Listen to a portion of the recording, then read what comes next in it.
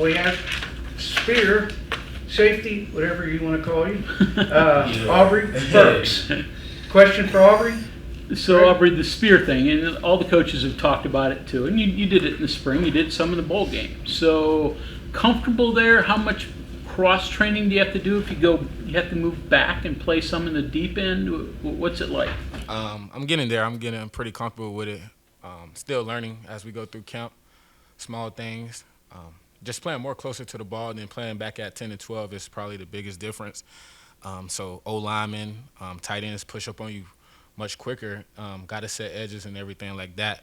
I'm also training for cat safety during camp, like half-line pass, anything like that. Those small reps are just keeping a memory about cat safety. So when we play Penn State or any other team that, run heavy, I can go back and we can bring a linebacker in to play spear, and I'm prepared to play cat safety.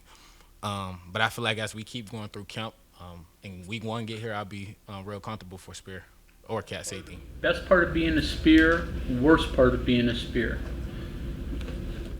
Best part, I like to blitz. Worst part, if you don't use your hands, you can get washed up pretty quick by an O-lineman or a tight end. Do you have any thoughts about this change of role and what it even will do to you? Obviously, you're focused on this season right now, but you as a player, in terms of NFL scout, this is a contract year for you, as you talked about. Yeah. What is it in your mind at all of what this can do to help you in the future beyond WU, etc.? Nah. But I know if we go out and win games, I know what that'll do for all of us. But me, Coach Leslie, all of us had a talk since last year, and I was kind of telling him that I wanted to play nickel. And the reason for that is I just want to show how versatile I am. And so I feel like this year, if I can do that at a great job, and then the scouts and everything like that, that'll take care of itself. Obviously, if we winning, that means defense got to be playing good, or offense we got to be doing something right on the field. So as long as we take care of the business on the field and win, I feel like every individual success that each of us want on this team will all play a part, and it'll all come together if we all work together during the season. State is this month officially. What kind of statement would that make for this team to start off against them with a win here? Big statement for us. Big statement just because not many people believe in us of beating them. So obviously the people in this facility and this building right now believe. But if we come out and set the tone week one, then I feel like that'll lead us through the season, because we got a tough schedule. I don't know if y'all looked on our wall right out there. We got some tough games lined up through the year, and every game is going to be like the game of inches. That's what I would call it for us through these games that we got through this year. So just winning that week one will set the tone for Albany and the next game after that, and then so on. And it's going to take a team effort when we go out there versus Penn State. They're a good team. We're not going to sit here and sugarcoat it. They're a good team. Probably on roster, they're better than us from top to bottom, but I feel like if we come out and give good effort and everybody do their 111, then we'll have a chance to win, and the win will help us through the season, help the fans, help the whole state, and so it'll be a happy day for us if we win that game. But are you guys talking about it already, right now? No, we're talking about camp right now. Yeah, we're talking about camp. That's the only thing that should be on our minds. That's the only thing on my mind is camp. They'll get Penn State to get here when they get here. Don mentioned as a secondary, there's more length this year. What kind of benefit does that provide as a whole? So speaking of our corners, we got some pretty long corners. G's a big, tall corner. AG is a long corner. And Tess can run. Those three guys that kind of jump out in my head of linky corners. And then the benefit for us is we can put G in the boundary, and G could kind of take away that boundary field, play that boundary role. Big, can tackle, and so and the depth that we have this year from corner and safety is a big advantage for us. So when the ones get tired, or when we need that second guy to come in, it won't be a downfall. So kudos to the coaches going out, recruiting through the transfer portal, and the high school recruitment hard, just bringing in that depth and those tall corners to help us through the season. Chemistry when you're bringing in transfers and guys that a lot of whom are going to play this year and you haven't played with in the past? Yeah. So that chemistry started back in the summer. We knew that we was going to have almost a new secondary. Only me and Ant are the two guys that are still here. And so just during the summer, like going out bowling, Just small things like that. In our position meeting, we go around and we kind of just say something about our life. Whether it's a struggle that we went through to get here, something personal about each other. And so if I know something personal about my teammate, I know when we get on that field, I got to have his back because of what he's going through. And if he knows something about me, he knows what I'm going through. So they're going to play hard. We're going to play hard for each other. And I think just going through the summer, leading up to now, that's when you build the chemistry. Obviously, when you get on the field, you got to talk and communicate, but you don't want to wait till fall camp to try to do that. You want to start that way back in the summer. So when we get to the fall camp, it feel like it's nothing new. Aubrey, last summer you talked about how you'd come in with Coach Wright and have meetings before practice and stuff. Did that continue with? Yeah, nah. So every Thursday and Sunday, me and Coach Bell will meet. This past Sunday, I went in and met with him. I tried to bring a young guy come along with me, but Coach Wright gone. He moved on. He's doing good though. And so Coach Bell is the new guy who's been helping me out. Obviously we meet position meeting, but that's just not gonna cut it for me and for the rest of the guys. So that extra meetings that we have on Thursday and Sunday, I go in and meet with Coach Bell. Who have you brought along so far? Me and Zay Jennings. He's playing spear, young guy from Cincinnati. Just trying to learn. He's moving around pretty fluid, but when you're young out there, you just kind of be moving without a purpose sometimes. And so just bringing him in and just talking about what I see when I be on the field to hopefully help him out when he get on the field. So Shadon just said one of his big concerns this year is going to be communication. Yeah. And he said he gets frustrated when you guys are talking in your church voices. Yeah. So I mean, who's is it? Does it fall to you to kind of be the yelling, or just because you're the kind of leader? Or? Nah. It goes along with everybody. Obviously, it starts with me, but the Mike's got to talk. Mike linebacker, Will linebacker, free safety, cat safety, corner. Everybody got to be on the same page. So obviously, I'm the start of it. Whether I'm running the mic or if Trey Lathan running the mic, but just communicating. If we all wrong, then we all right, and it's nothing wrong with communicating too much. I'd rather communicate too much and not communicate at all. And obviously, we just went through our first week, so we can't say too much. But these next 2 weeks, communication and just understanding the situation of football is going to be big for our defense. And I feel like these next 2 weeks will show what type of defense we'll have going into the season. I know it's weeks away. Your mind's probably not there yet to the backyard brawl. But in years past, how have you guys approached that week leading up to it? By handling it every other week that's before us. I don't like looking ahead too much because you get carried away. If I think about Pitt, I'm not worried about what we got for tomorrow's scrimmage.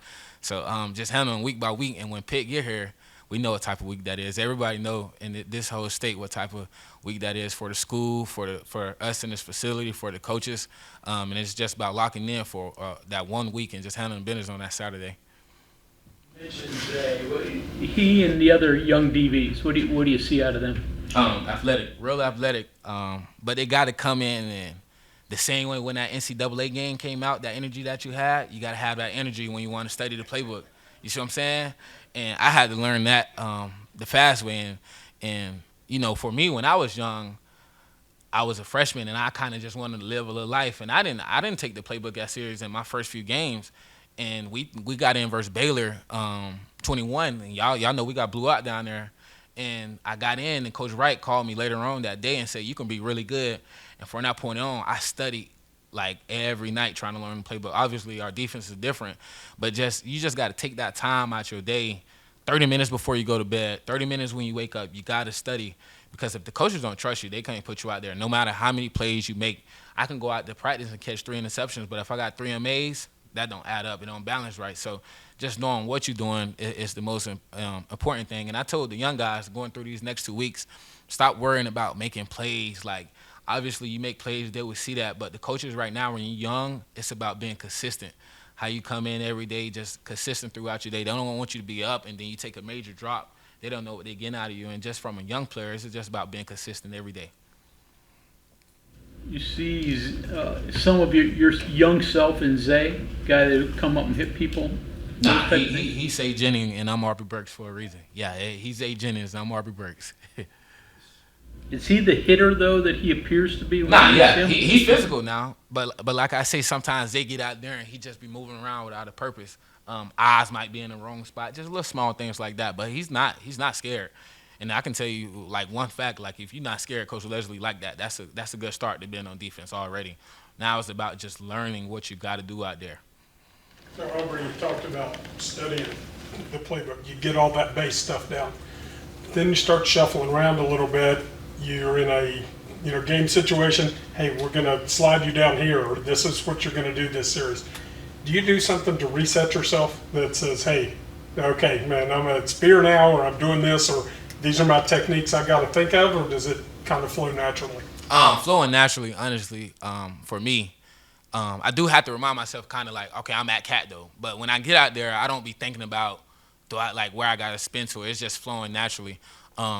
Playing cat safety those 2 years really helped.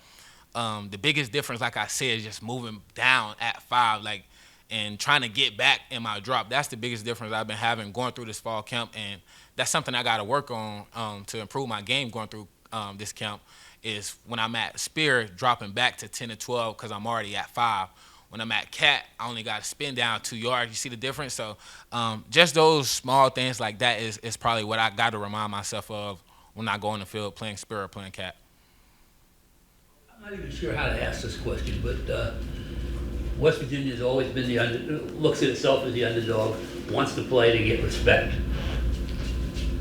What happens when you get respect? I mean, Penn State has respect, Yeah.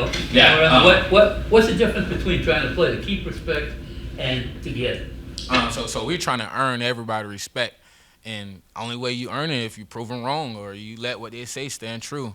And when I first got to West Virginia, a couple of players that they had on the team from the state, and I got out there on the field and I went against him. I'm not going to say any names on the team, but I just knew, he got that underdog mentality, no matter what, he's going to try to win at anything he does. And I feel like the players on the team, one person that stick out is Sean Martin, competitor from West Virginia, love to compete. And I think, his competitive side passed along to everybody on the D-line. Then they competitive, and so everybody on D-line, that pass to the linebackers, and they just move on to everybody.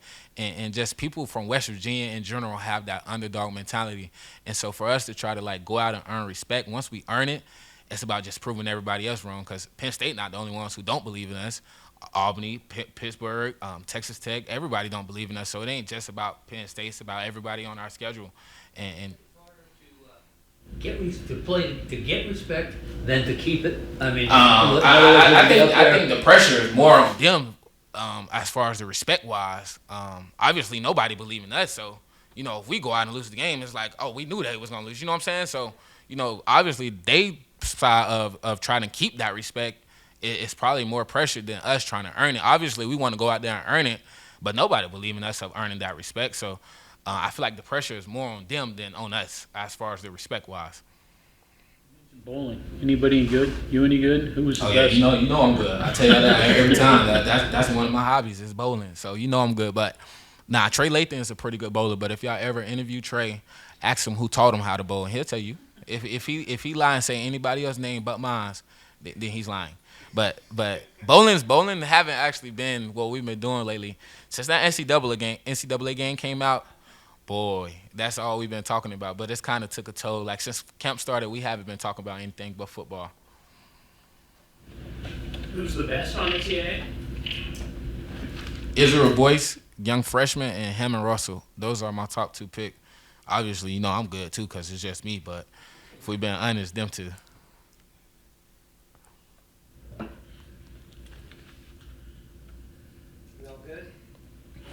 Thank y'all. Y'all have a good day. Thank you, Aubrey.